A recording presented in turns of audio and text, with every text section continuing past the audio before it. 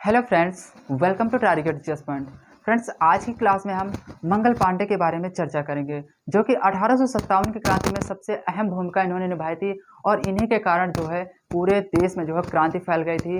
और और ये जो मंगल पांडे थे, अपने भारत के लिए उन्होंने सबसे पहले अपने प्राणों का बलिदान दिया था। तो आज की क्लास हम सिर्फ मंगल पांडे के बारे में ही बात करेंगे। मंगल पांडे की ही आज की क्लास में हम चर्चा करेंगे। इसके बाद जो हमारी नेक्स्ट क्लास होगी उसमें हम पूरी तरीके से जो है 1857 की क्रांति को पूरा कवर करेंगे। और आज की क्लास में सिर्फ हम यही जानेंगे कि मंगल पांडे का जन्म कब हुआ, इन्होंने कब ब्रिटिश आर्मी को ज्वाइन किया, किस प्रकार से इन्होंने विद्रोह किया और किस प्रकार से इनको अंग्रेजों ने पकड़ करके इनको फांसी दी, वो डेट क्या थी, और इन्होंने किस किस को गोली मारी। और इसके अलावा और भी बहुत सारे जो डाउट हैं मंगल पांडे के, वो भी हम आज क्लियर करेंगे। आज भी बहुत सारे ऐसे प्रश्न हैं जो कि इतिहासकार आज भी इनमें जो है डाउट मानते हैं। तो चलिए सबसे पहले हम देखते हैं कि मंगल पांडे का जन्म कब हुआ था। तो दोस्तों, मंगल पांडे का जन्म 19 जुलाई 1827 को उत्तर प्रदेश के बलिया जिले के नगवा नामक ग्राम में हुआ था। उत्तर प्रदेश में एक जिला पड़ता है बलिया, और बलिया के अंतर्गत एक गांव आता है जिसका नाम है नगवा। यहाँ पर इनका जन्म हुआ। अब इनके पेरेंट्स का नाम देख लेते हैं। इनके माता पिता का क्या नाम था। इनके पेरेंट्स का नाम था, यानी इनके पिता का नाम था दिवाकर पांडे। पिता का नाम दिवाकर पांडे और माता जी का नाम था अभय रानी। दोस्तों, इनके सरनेम से आपको पता चल ही रहा होगा कि ये ब्राह्मण परिवार से थे। ठीक है, ये ब्राह्मण परिवार से बिलोंग करते हैं। इसके बाद इन्होंने 1849 में इन्होंने ब्रिटिश आर्मी को ज्वाइन किया। 1849 में ईस्ट इंडिया कंपनी की ब्रिटिश आर्मी को ज्वाइन किया। ठीक, अब इसके बाद हम बात करते हैं, अब सिर्फ अपने उस टॉपिक पर चलते हैं जब इन्होंने विद्रोह किया था। तो इन्होंने विद्रोह किया था, वो विद्रोह की डेट थी 29 मार्च 1857। 29 मार्च 1857 और दिन था रविवार। इस दिन की घटना है जब इन्होंने विद्रोह किया था। 29 मार्च 1857 से पहले हम थोड़ा सा कुछ बातें समझ लेते हैं, आपको ओरल बता देते हैं। हालांकि जब ये इन्होंने, जो इसका तात्कालिक कारण था, बाकी इसके बहुत सारे, इस क्रांति के कारण तो बहुत सारे हैं, सामाजिक, आर्थिक, धार्मिक, राजनैतिक। और आज का जो हम कारण बताएंगे वो सिर्फ तात्कालिक कारण बताएंगे, जिसमें मंगल पांडे ने इसी कारण, इसी रीजन से इन्होंने इस क्रांति को जन्म दिया। इस घटना को इन्होंने इसीलिए घटित किया। ठीक है, तो आखिर कारण क्या था। तो दोस्तों, जो पहले एक गन अंग्रेज चलाते थे उसका नाम था ब्राउन ब्रेंस। गन का नाम था ब्राउन ब्रेंस। तो अंग्रेजों ने इस गन को रिप्लेस करके इसकी जगह पे दूसरी गन ली, उसका नाम था एनफील्ड राइफल। ब्राउन ब्रेंस को रिप्लेस किया और इसके बाद इसकी जगह पर एक नई गन को इन्होंने मंगाया जिसका नाम था एनफील्ड राइफल। एनफील्ड राइफल में जो कारतूस प्रयोग होता था उसमें गाय और सुअर की चर्बी का प्रयोग किया जाता था, ऐसा ये ह्यूमर फैला दिया गया। अब ये कैसा ह्यूमर था, ये दोस्तों इसी बात का डाउट है आज भी कि ये कितना सच है, आखिर इसमें गाय और सुअर की चर्बी थी या नहीं थी। इस बात को आज भी जो है इसके पुख्ता प्रमाण नहीं मिले हैं। हालांकि हम लोग बुक्स और जो भी इंटरनेट के माध्यम से जो भी हम पढ़ते हैं उसमें सिर्फ यही पता चलता है कि इसमें जो कारतूस प्रयोग होता था उसमें गाय और सुअर की चर्बी का प्रयोग किया जाता था। गाय और सुअर की चर्बी जो है कारतूस को नमी से बचाती थी। जब इस कारतूस का यूज किया जाता था, जब इसको जो है विस्फोट किया जाता था, उस समय ये फ्यूज ना होने पाए, पूरी तरीके से ब्लास्ट हो जाए, इसलिए इसमें गाय और सुअर की चर्बी लगा दी जाती थी और ये इसकी नमी से बचाता था। ये बात जो है मंगल पांडे को पहले पता नहीं थी, लेकिन बाद में जब किसी दूसरे के माध्यम से इनको ये बात पता चली तो इन्होंने जो है इस पर पहले तो विश्वास नहीं किया।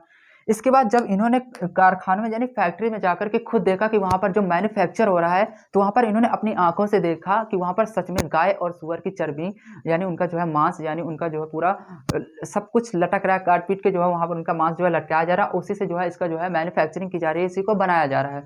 तो इसी बात को लेकर के मंगल पांडे बहुत ज्यादा गुस्सा हो गए, बहुत ज्यादा नाराज हो गए थे। और इसके बाद से, हालांकि मंगल पांडे जो थे वो ब्रिटिश जो आर्मी थी उसके प्रति बहुत ही ज्यादा ईमानदार थे, बहुत ईमानदारी से जो है ये अपनी जो है नौकरी को निभा रहे थे। इसके बाद से ये घटना जो है जब इनको ये पता चला तो इनसे जो है ये बर्दाश्त नहीं हुआ और इन्होंने 29 मार्च 1857 को दोपहर के टाइम इन्होंने ये विद्रोह किया। और विद्रोह कुछ इस प्रकार था कि उस समय जो थे लेफ्टिनेंट बॉफ को इन्होंने क्या किया, गोली मारी। आप देखिए 29 मार्च 1857 की घटना क्या थी। इस समय थे लेफ्टिनेंट बॉफ, ये नाम आपको कुछ याद रखने होंगे।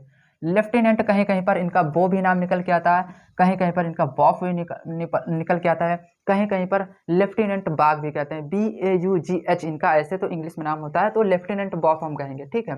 तो लेफ्टिनेंट बॉफ को इन्होंने गोली मारी। हालांकि लेफ्टिनेंट बॉफ को ये गोली लगी नहीं, ये गोली इनके घोड़े को लगी और लेफ्टिनेंट बॉफ घोड़े से नीचे गिर गया। इसके बाद से मंगल पांडे ने अपनी तलवार निकाली और लेफ्टिनेंट बॉफ के पीछे भागा। तो लेफ्टिनेंट बॉफ ने अपनी हेल्प के लिए एक उस समय फिर से एक अधिकारी था जिसका नाम था ह्यूरसन, वो भी एक अंग्रेज अधिकारी था ह्यूरसन।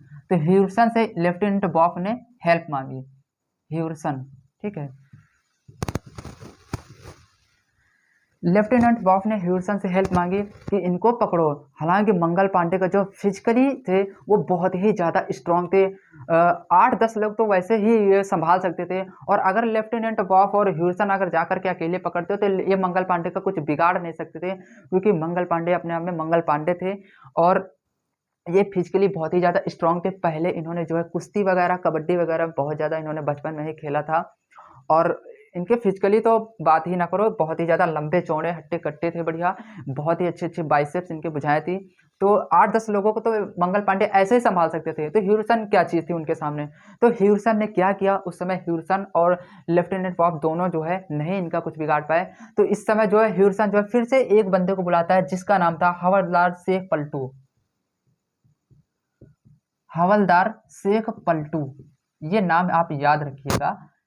इसके बाद हवलदार शेख पलटू को बुलाता है कि हवलदार शेख पलटू इसको जाकर के पकड़ो मंगल पांडे को। फाइनली क्या होता है कि हवलदार जो शेख पलटू होता है वो पीछे से आकर के मंगल पांडे को पकड़ता है, जिसके बाद से मंगल पांडे पकड़े जाते हैं और इनको अरेस्ट कर लिया जाता है। अरेस्ट उसी दिन 29 मार्च 1857 को ही कर लिया जाता है। उसी दिन ये जो है पूरा आतंक मचाते हैं और उसी दिन शाम तक होते होते हवलदार शेख पलटू के द्वारा जो है इन्हें पकड़ा जाता है और बाकी सारे अंग्रेज जो है मिलकर के इन्हें जो है अरेस्ट कर लेते हैं, जिसके बाद से इनको जो है फांसी दे दी जाती है। और पहले तो हम बात कर लेते हैं कि इनकी फांसी की डेट 18 अप्रैल हुई थी। फिक्स क्या थी इनकी डेट, 18 अप्रैल।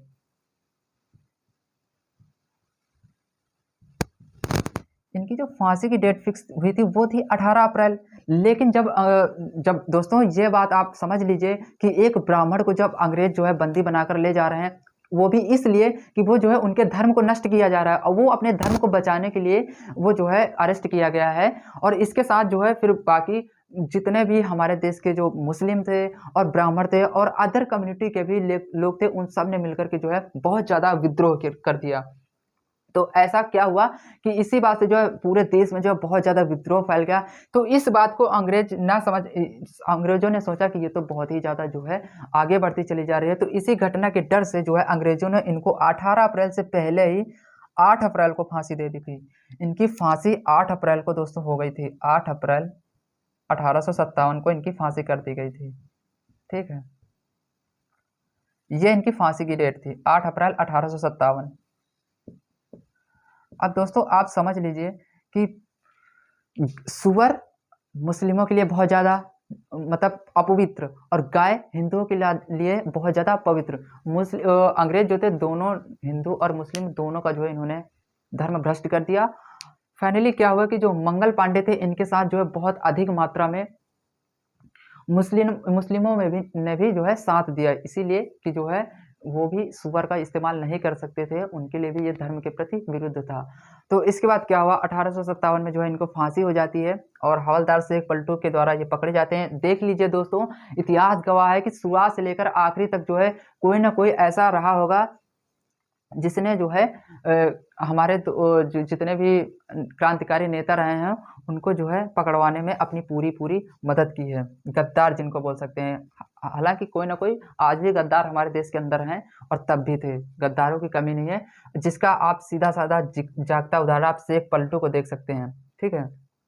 अगर ये ना पकड़ते तो शायद जो है ये मंगल पांडे पकड़े ही ना जाते, बच जाते। फाइनली क्या होता है कि 8 अप्रैल 1857 को जब इनको फांसी दी जाती है तो ये खुले मैदान के सामने बिल्कुल एक पेड़ के नीचे जो है इनको फांसी दी जाती है और सभी जनता के सामने इनको फांसी दी जाती है, जिसके बाद से पूरे देश में क्रांति का माहौल हो जाता है। अलग अलग डेटों के अनुसार जो है क्रांतियाँ वो पूरा विद्रोह होता है और हालांकि जो भी डेट फिक्स की जाती है उससे पहले सारी चीज़ें घटना जो है हो जाती है। बहुत ज़्यादा आक्रोशित हो जाती है पूरी भारत की जनता मंगल पांडे की फांसी को लेकर। इसके बाद हम पूरी जो नेक्स्ट क्लास होगी वो इसी क्रांति पर हम पूरी बनाएंगे। और इसके बाद से आपने देखा होगा कि आमिर खान की एक मूवी भी आई है मंगल पांडे करके। तो दोस्तों आई सजेस्ट यू कि आप जो है ऐसी मूवी देखिए जो हमारी हिस्ट्री को बताती हैं। हालांकि पूरी सच नहीं होती हैं लेकिन कुछ भी जो है उनमें आपको काफ़ी कुछ सीखने को मिलता है। तो मंगल पांडे की यही पूरी घटना थी। अब इसके बाद से मंगल पांडे के सम्मान में भारत सरकार ने 1984 में एक डाक टिकट जारी किया। डाक टिकट 1984, ठीक है। 1984 में मंगल पांडे के सम्मान में एक डाक टिकट जारी किया गया जिसमें मंगल पांडे की फोटो लगी हुई है, मंगल पांडे के सम्मान में, ठीक है।